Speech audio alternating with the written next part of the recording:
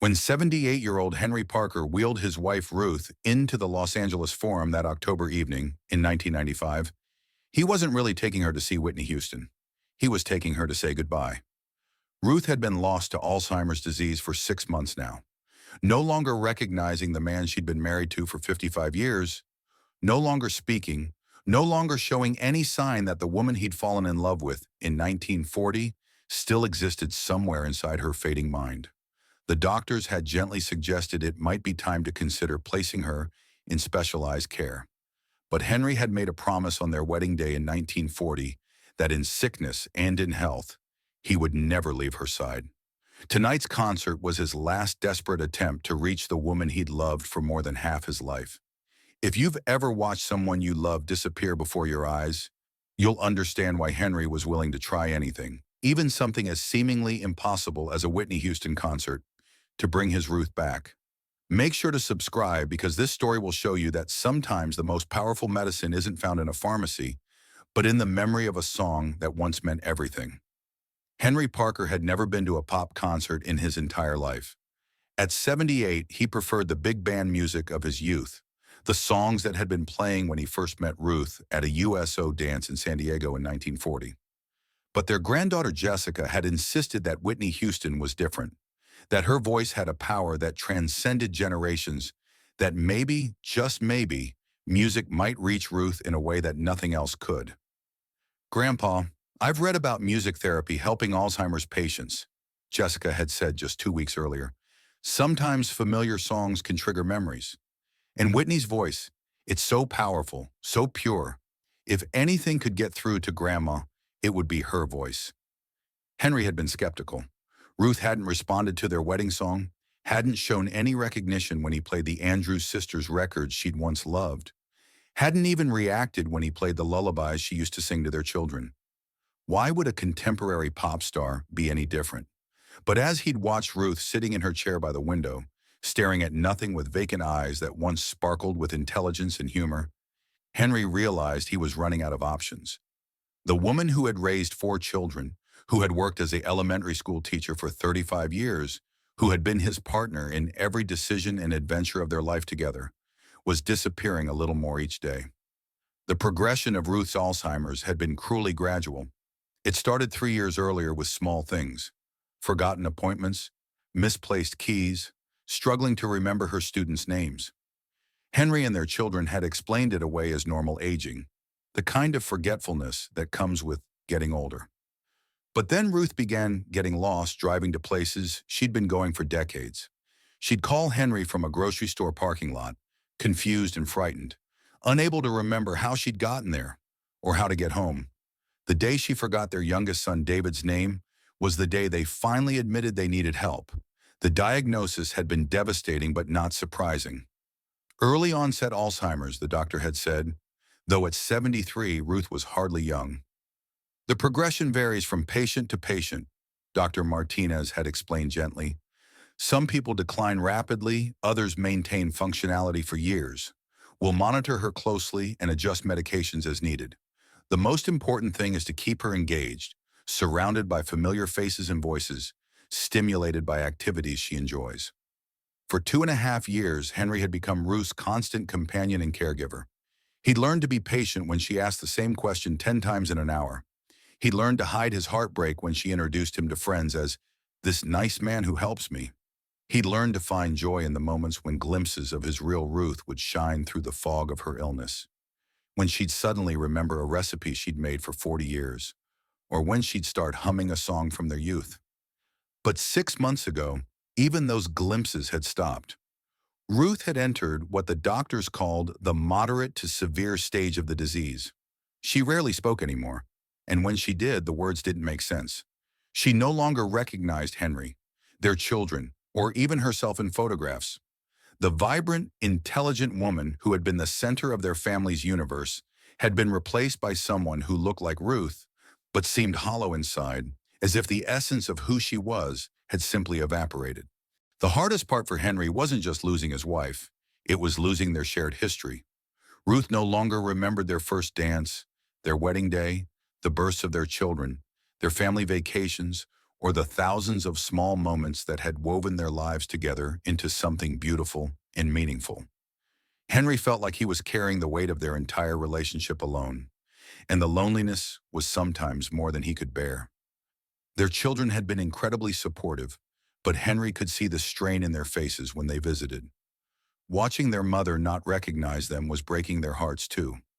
Their eldest daughter, Margaret, had gently suggested that maybe it was time to consider memory care. "Dad, you're 78 years old. Taking care of Mom 24/7 is too much for anyone. There are wonderful facilities where she'd be safe, and you could visit every day." But Henry couldn't imagine Ruth in a sterile facility, surrounded by strangers, spending her final years among people who had never known the remarkable woman she'd been. That's when Jessica, their 23-year-old granddaughter who was studying to become a music therapist, had suggested the concert. "Grandpa, I know it sounds crazy, but music accesses parts of the brain that are often preserved even in advanced Alzheimer's. Sometimes patients who haven't spoken in months will suddenly start singing songs from their youth. And Whitney Houston's voice, it has this quality that reaches people on a very deep emotional level." Henry had been resistant at first. Taking Ruth out in public had become increasingly difficult and stressful. She could become agitated in unfamiliar environments, and Henry was always worried about her safety and dignity. Plus, the logistics of getting her to a concert seemed overwhelming.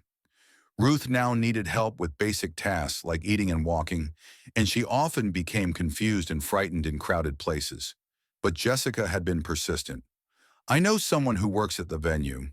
I can arrange for wheelchair-accessible seating, and I'll come with you to help." "Grandpa, what if this is the thing that reaches her? What if Whitney's voice could bring back even one memory, even for just a moment? Wouldn't it be worth trying?" When Jessica had put it that way, Henry realized he couldn't say no.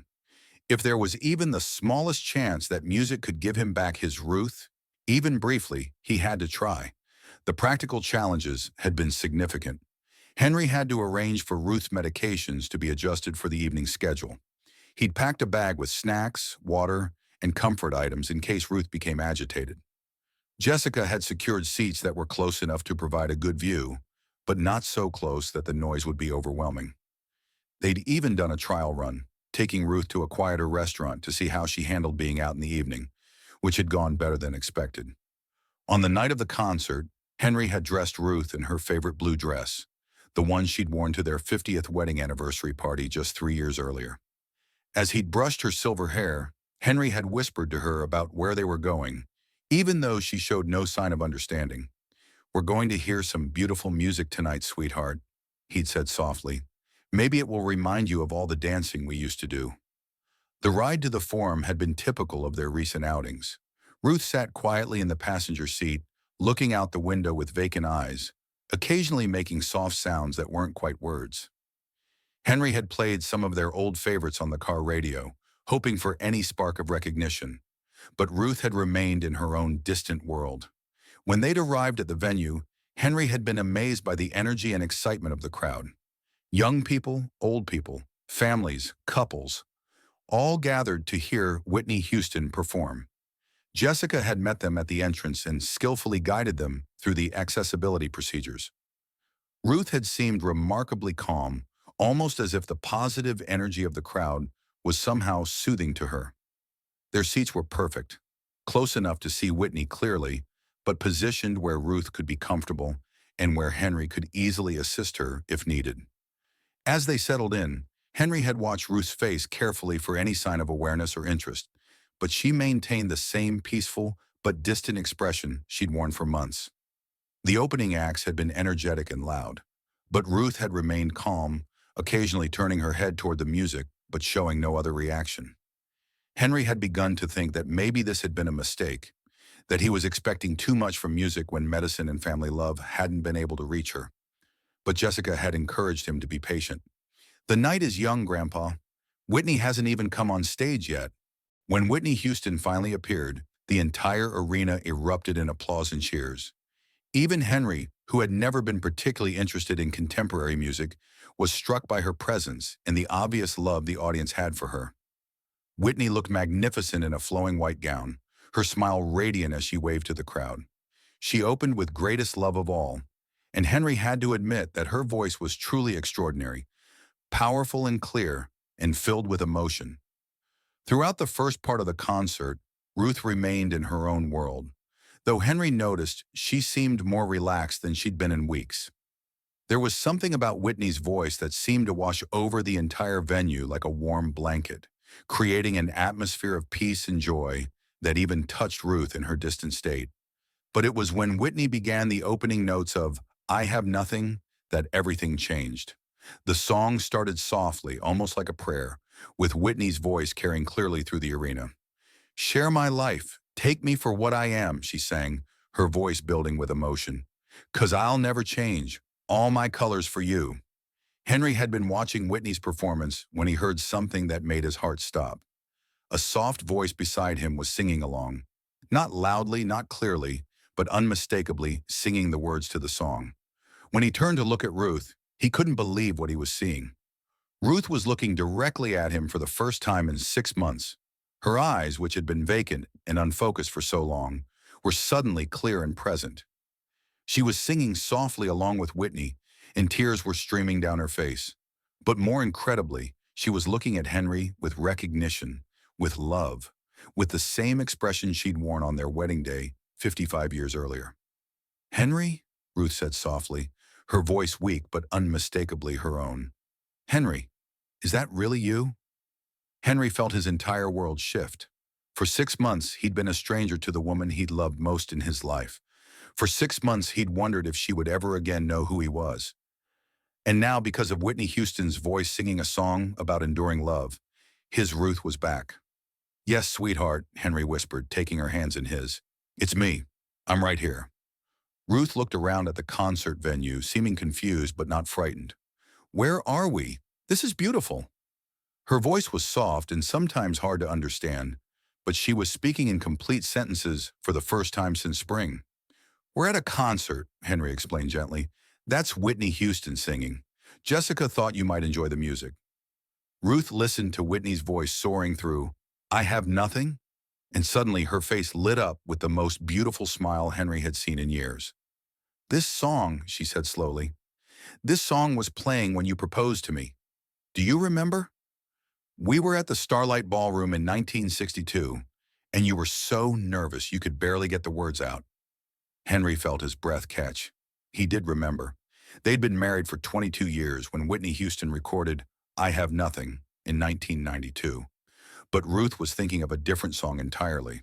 The song that had been playing when Henry had finally worked up the courage to ask Ruth to marry him hadn't been Whitney Houston at all. It had been I Can't Give You Anything But Love by Billie Holiday. But somehow Whitney's voice had triggered that precious memory, and Henry didn't care about the details. His Ruth was remembering their love story. I remember, Henry said, his voice thick with emotion. I was terrified you'd say no. Ruth laughed, a sound Henry hadn't heard in 8 months. You silly man, I'd been waiting for you to ask me for 6 months. I was beginning to think you never would. As Whitney continued singing, I Have Nothing, Ruth kept hold of Henry's hands and listened with an intensity he hadn't seen from her since the early days of her illness. When Whitney reached the powerful climax of the song, Ruth suddenly turned to Henry with eyes that were completely clear and present. Henry Parker, she said, her voice stronger than it had been in months. Will you marry me again? The question took Henry's breath away. In that moment, surrounded by 20,000 Whitney Houston fans, with music filling the air and Ruth's face shining with love and recognition, Henry felt like he was 23 years old again, head over heels in love with the most amazing woman he'd ever met. Yes, he whispered, bringing her hand to his lips. Yes, Ruth. I'll marry you as many times as you'll have me. Ruth smiled and squeezed his hand. Good, she said, because I have a feeling we're going to need a lot of practice to get it right. The drive home that night was unlike any evening they'd shared in months. Ruth was tired, but she was talking, asking questions, commenting on the concert and on how beautiful Whitney's voice had been. She didn't remember the progression of her illness, which was probably a mercy, but she seemed to understand that Henry had been taking care of her. Have you been lonely, sweetheart? She asked as they pulled into their driveway. I feel like I've been far away for a long time. Henry had to pull over for a moment because he was crying too hard to drive safely. "A little lonely," he admitted, "but I never stopped loving you. Not for a single day." "I love you too," Ruth said simply. "Even when I can't remember your name, I think my heart still knows you're mine." That night was the beginning of what Henry would later call Ruth's miracle months. The concert seemed to have awakened something in her that had been sleeping. While she still had bad days and continued to struggle with many aspects of her disease, she had more good days than she'd had in over a year. She remembered Henry's name most of the time, engaged in conversations with their children, and even occasionally remembered stories from their past. More importantly, Ruth seemed to have rediscovered her capacity for joy. She would ask Henry to play Whitney Houston's music regularly, and every time "I Have Nothing" came on, she would take his hand and tell him she loved him. Sometimes she remembered it was the song that had brought her back to him.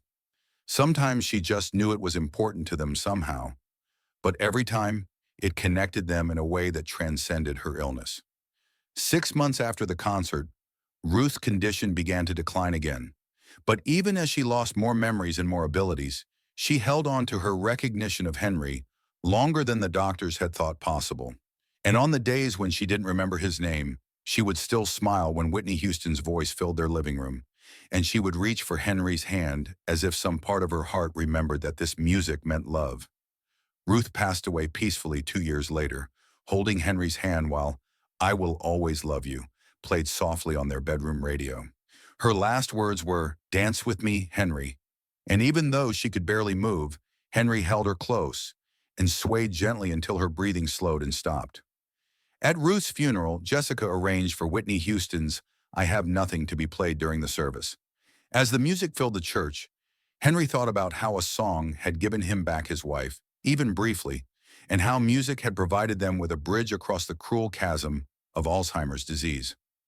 That night at the concert, Whitney's voice hadn't cured Ruth, but it had given them both the gift of connection, of love recognized and returned, of shared memories that even a devastating disease couldn't completely steal. Henry kept the concert ticket stubs in his wallet until the day he died 4 years later. Friends would sometimes see him pulling them out and smiling, and when they asked about them, he would tell them about the night Whitney Houston helped him get his wife back. "Music is powerful medicine," he would say. "Sometimes it's the only medicine that matters." Today, Jessica Parker is one of the country's leading music therapists, specializing in Alzheimer's and dementia care. She credits her grandparents' experience at the Whitney Houston concert with inspiring her entire career. "I watched my grandfather's face when my grandmother said his name for the first time in 6 months," Jessica says. "I saw how music could reach across the darkness of that disease and create a moment of pure love and recognition. That's when I knew I wanted to spend my life helping families find those moments." The Henry and Ruth Parker Music Memory Program, established by Jessica in 2005, has helped thousands of families dealing with Alzheimer's disease. The program uses personalized music therapy to help patients connect with loved ones, reduce anxiety, and maintain cognitive function longer. Whitney Houston's music features prominently in their therapy sessions, not because it's cure, but because it represents the hope that love and music can reach us even in our darkest moments.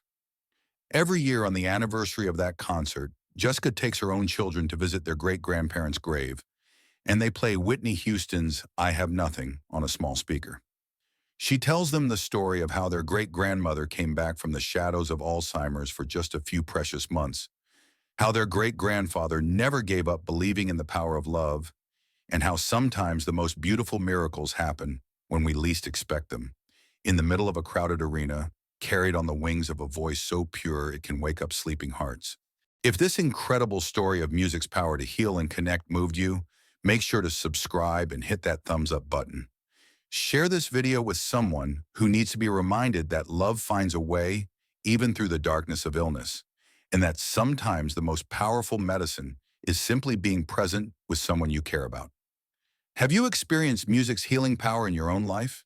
Tell us about it in the comments below, and don't forget to ring that notification bell for more amazing stories about the connections that make life worth living.